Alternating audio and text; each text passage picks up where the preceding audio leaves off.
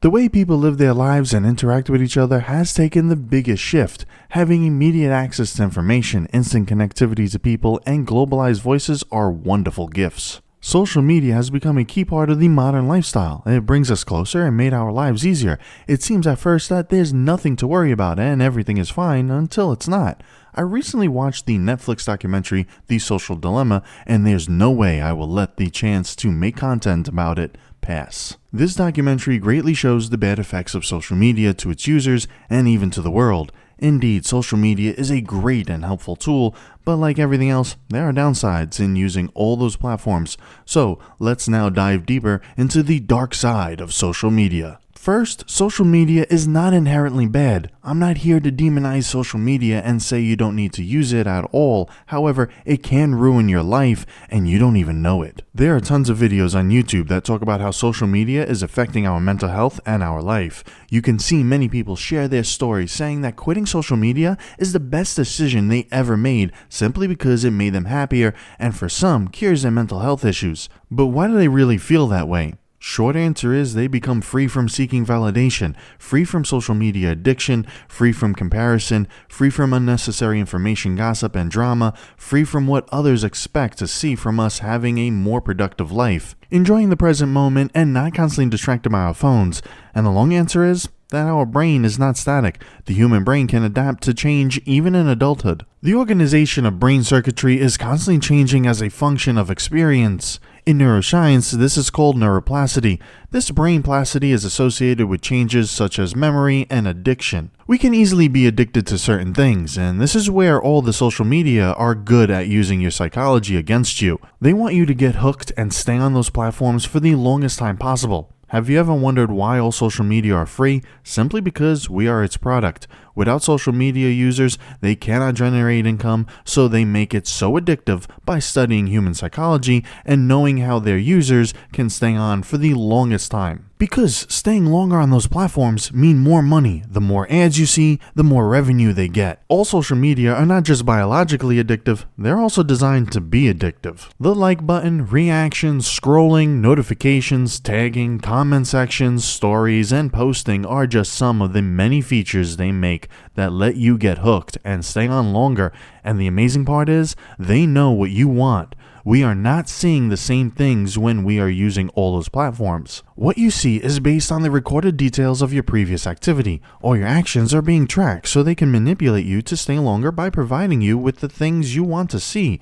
The more videos or information that you are interested in, of course it will let you stay for a longer period and thus make you addicted. This means more money for them. But that's not all. Spending too much time on social media is not only making you an addict, but it also rewires your brain and affects your attention span. Neuroscience has found that positive interactions such as someone liking your photo, positive comments, notifications, and so on trigger the same kind of chemical reaction as gambling and drug use. When you get likes, comments, notifications, or even just scrolling, your brain releases the feel-good hormone called dopamine. This is a hormone and neurotransmitter which is an important part of the brain's reward system. Social media is a dopamine booster that we can always check back on whenever we want it. Provides instant gratification with minimum effort through a few clicks. Coincidentally, the brain rewires itself that makes you crave likes, interactions, and attention.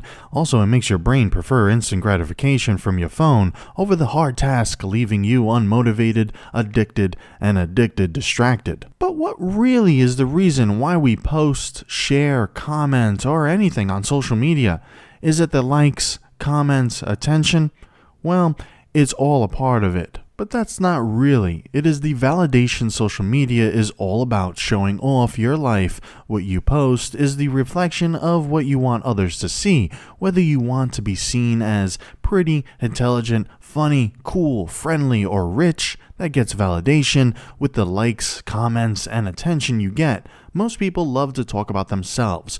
Most of the time, in fact, on average, people spend 60% of the time in conversation talking about themselves, and it jumps to 80% in terms of how we use social media platforms. According to a study conducted at Rutgers University, it seems that people's favorite topic is themselves, simply because it feels good when you post something on social media, especially about yourself. The underlying agenda is that you want validation, and if you get the validation you want, it will boost the release of dopamine in your brain. Because the brain's reward centers are most active when the subject is yourself. Then again, leaving you addicted, anticipate the next validation, seeking and create the unending social media habit. But what if you don't get the validation you want? Then the opposite will happen. Seeking validation through social media is so easy, it can be done with just a few clicks, and then you're feeling good about yourself. However, your brain eventually rewires to make your self-worth be dependent on the likes and attention you get, and that's dangerous. If getting validation feels so good, not getting validation can cause loneliness and depression. According to the American Psychology Association, mental health disorders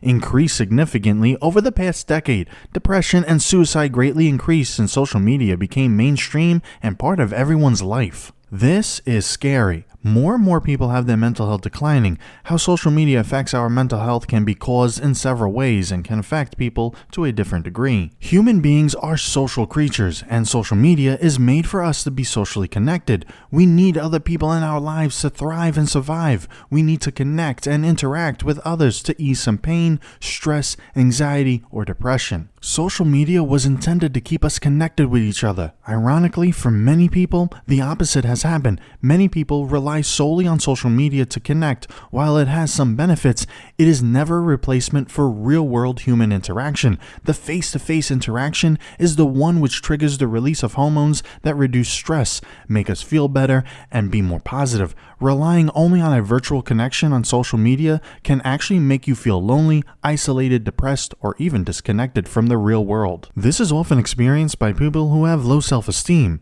Having low self-esteem has many causes in social media, can contribute to maybe, that social networking sites create a platform for bragging. It is a place where you see everyone's perfect self-presentation that consists of mindfully selected pictures, information, and life events. It is a perfect place to represent themselves in ideal ways, and it triggers us to compare ourselves to them. Humans have a major drive to social comparison, and it is made easy and accessible 24/7 through social media. People often compare themselves to others, perfect but manipulated lives. And it causes people to feel inadequate, have low self-esteem, and have poor self-evaluations. Another thing is the doom scrolling, which is defined as the act of consuming an endless procession of negative online news to the detriment of the scroller's mental wellness. Many people often scroll and read continuously about bad news and negative posts, even if it is depressing.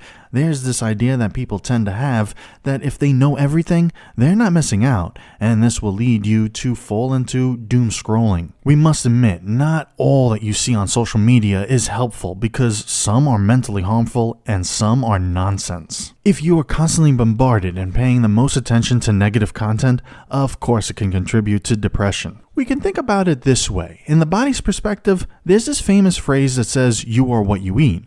But from the brain's perspective, we can say you are what it consumes. As I said earlier, our brains are constantly changing. It will change as it adapts to new information, experiences, or anything you're putting into it. If your brain changes, of course your behavior changes. Unlike the products that we bought from the supermarket, social media has no manual, instructions, or rules on how to use it, or how it needs to be used. It's all up to you how you want to be using it, and that's the problem. People get abusive and use it for cyberbullying. Many people get deprived of sleeping by using it mindlessly. Many people fake their profile and information, and social media is used to spread information and fake news. Social media and the internet made it very easy for anyone to publish content on websites or social media profiles, and many people rely on social media for news and information. However, you can't always trust what you read on social media because false information is spreading 6 times faster than true information. According to a research study, the spreading of false information is done for a variety of reasons. It can be by promoting an ideology to create confusion, a political agenda, or to make money. It is a profitable business for online publishers simply because popular news means more ad revenue. The more people click on that page, the more people see the ads on that page. The more the ads are seen, the more they generate money. But the news and information is not the only fake in social media. There can also be fake relationships, fake intentions, or fake personalities. Social media is a world where you have the ability to control what you want to be seen by others. Crafting your identity here, even if it's not real, lies in the human nature of wanting to be accepted by others. We want to impress, to be approved and liked by people even if we don't know them or like them in the first place. Social media is a massive world. It can't be taken away from people. It will surely continue to grow and impact people's lives. It has become a regular part of our life. For over a decade now, social media is not really that bad.